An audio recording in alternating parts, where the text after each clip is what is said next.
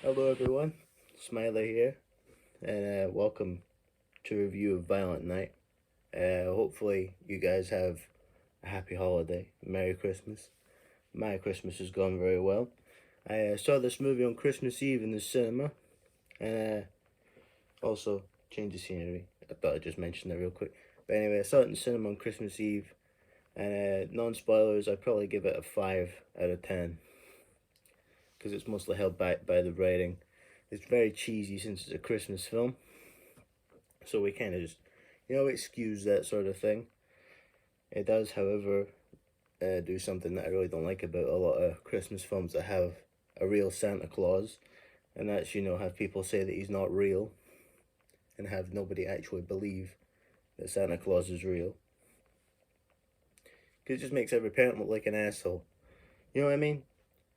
Like, it just, it's like, oh, Santa's not real, I got you the gifts, when actually Santa is real, and he got them the gifts. Like, yeah. Alright, you're not just a complete and utter asshole.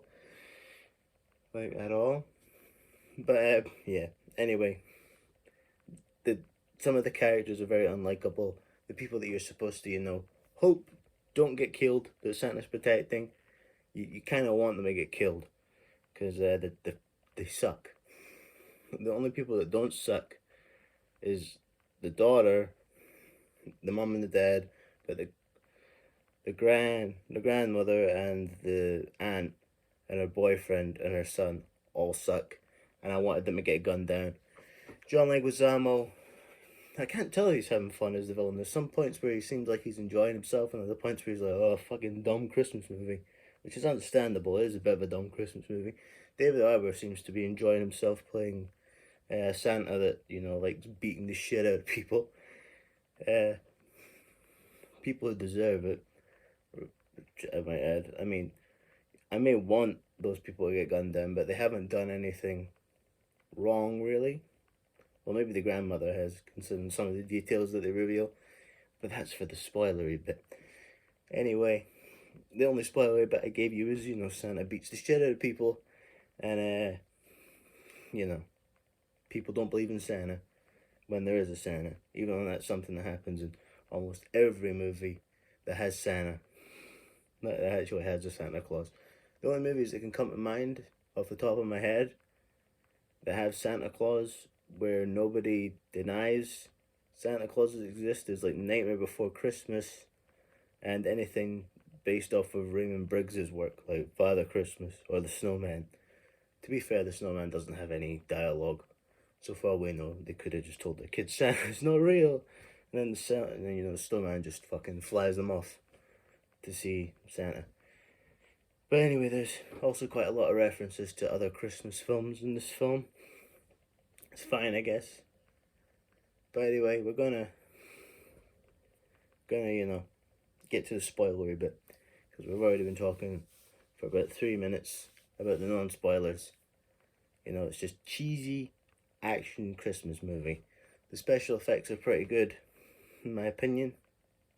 The writing, a bit lackluster. It's cheesy because it's a Christmas film. Most of the performances are alright. I mean, it's a Christmas film about Santa beating a bunch of people up who, are trying to rob people and trying to rob a family, and keep them hostage. So of course, like it's not that big of a premise. It's just you go to this movie to see Santa beat the shit out of a bunch of people with guns. But yeah, let's just get into the spoilers. So here we go, spoilers. So David Harbour starts off as a Santa that's very jaded about Christmas. He's very annoyed with what it's like now, to the point where he's thinking about hanging up being Santa, because all the kids are greedy. They just want the next thing, as he says. The first 15 minutes are probably the best. Yeah, it goes kind of downhill after the first 15 minutes. It's about 2 hours long, but it goes downhill after 15 minutes, because it's introducing this family that they suck. They fucking suck. Like, this is the writing. This isn't the actors. This is the writing. You're supposed to kind of dislike them because you know you're supposed to like the mom, the dad, and the daughter, whose name I don't really remember their names. Their names like Lightstone is their surname, I believe, if I remember, and the daughter is named after her grandmother. Which I believe that was a oh fuck, it was like it's typical grandmother name. Like, you know, you think of a granny name. It's that name. Uh, so anyway, basically, they go to the house. They go to their grandmother's house. Actually, before I get into that, I'm going to talk about the whole Santa thing. This annoys me in almost every movie that there is a Santa Claus, because there's always people who are like, "How did you know this? How did you know that? What the fuck?" You know, they don't. It doesn't make any sense, because like, it starts off, Santa Claus is in a bar in Bristol, having a break, and you know, that's when he goes on his tirade about kids being greedy, the world being run by greed, because one of the Santas is a mall Santa being like, the money's the best part, and you know, he's like, fucking greedy asshole and all this shit, you know. And then he hands the barmaid a present that's for her grandson, and then he tells her some news. He mentions their names, and she's like, "How the fuck do you know that?" Even when he's, you know, said, "I'm Santa Claus." The reindeer on the roof. He takes the roof access. She's like, "What the fuck are you going to the roof access for?" And that's when she sees him in the sleigh, and then he vomits on her. If that happened a lot more often, I probably would have enjoyed this film a lot more. You know, Santa Denier gets vomited on by Santa Claus. But anyway, so Santa goes across America getting drunk as he goes. This family meet up. There's issues between the wife and the husband. The movie is very predictable. You know, by the end of this movie, they're gonna get back together, and that the kid just, like, their Christmas wish isn't that they want something. They want the parents to get back together. And this is gonna make Santa be like, oh, maybe what I am doing is a good thing. You know, being Santa Claus and delivering presents. Also, he was a Viking. Apparently, before he was Santa Claus, he was a Viking going around bashing people's heads in with a hammer. This is just to explain why he's so good at beating people with a hammer. Which I guess it's fair given that explanation, because a lot of people would be like, "What the fuck? Why is Santa so good at swinging a fucking hammer?" But yeah. Anyway, what they end up doing is they make it that Santa gets drunk at this house because they give him milk that he doesn't like, and he sits on a recliner, and then that's when the shit goes down. The thugs start shooting the place. He ends up making one of them shoot into the ceiling, which causes the reindeer to fly off, so he's left stranded at this house. And so he takes it upon himself to save them after he gets radioed by the girl. My favourite kill in this movie has got to be the Christmas light one, the starlight. It's the second one that Santa commits. Because he gets into a fight with this guy by a Christmas tree. And they've got this sort of Christmas tree that has wrap-up lights that lead up to the star. And anyway, the fight ensues, and it ends with Santa sticking the star in his eye and plugging it into the wall, and it zaps him, and then his head burns. It's like the over-the-top detail of his head being just caught on flames.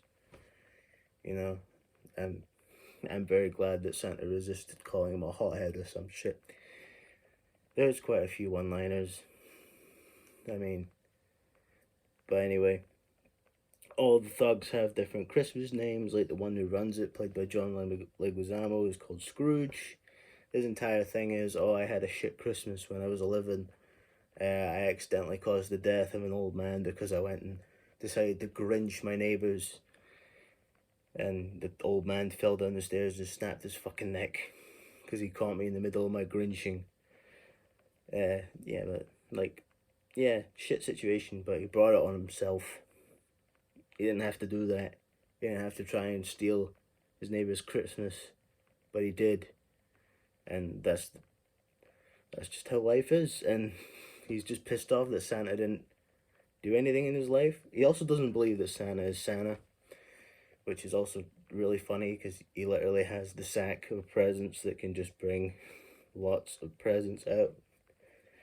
Anyway, it turns out the grandma, when they're all held hostage, has a kill squad, as she calls it, who are actually, in a not so surprising and shocking twist, they're actually with the robbers.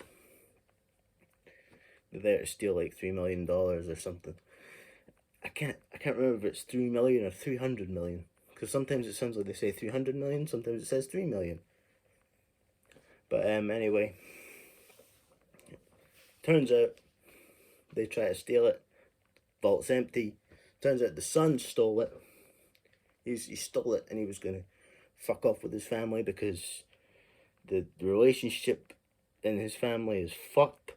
Like, seriously, him and his sister are just constantly groveling to their mom, and the mom's proud of him for robbing him, because that's apparently how the way the family works.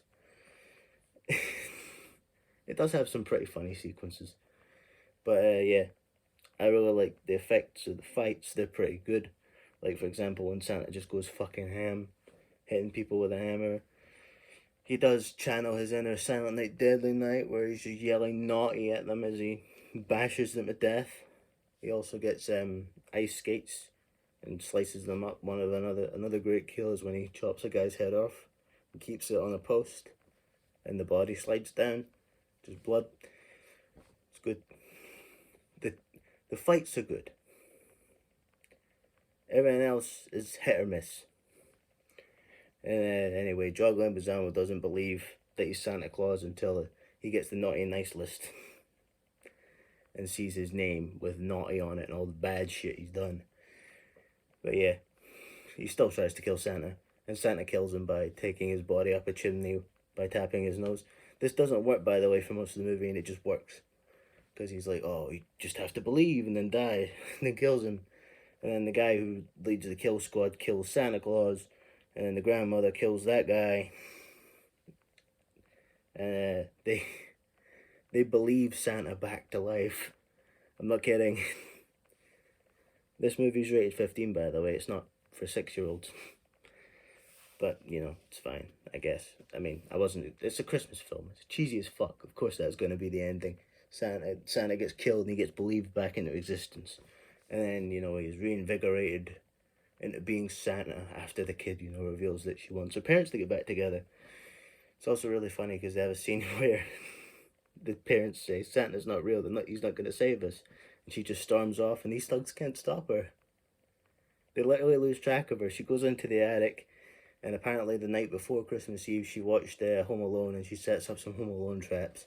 And they work. They end up killing one of the robbers. The other one gets killed by Santa because the traps delay her long enough for Santa to get there.